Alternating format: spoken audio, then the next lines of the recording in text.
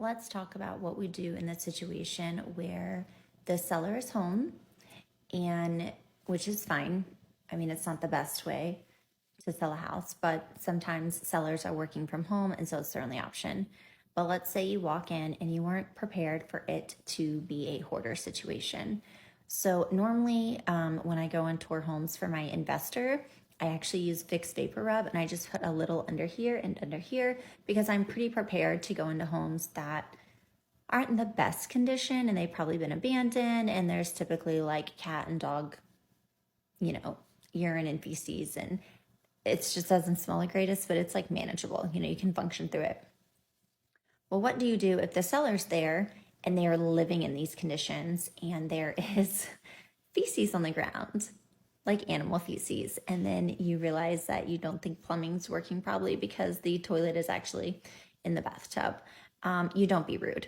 You smile through it. You thank them for showing them your home, because to them that is how they choose to live, and it's not our place to say anything.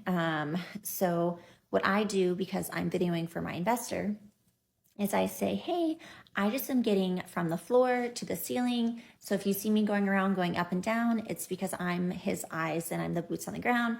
So I'm just making sure to get everything so that we can make, an estimate for any repairs that we might be needing to do. I've never had a seller be upset with me over that if they were present in the home. But I have to say, I was not prepared.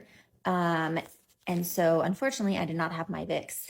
And yeah, it is really hard.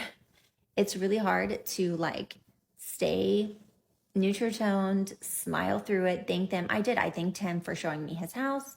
I thanked him for allowing me in, for giving me the tour, and that I would be, contacting his agent.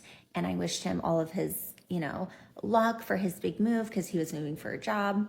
And I was just trying to be nice, treat him like a human.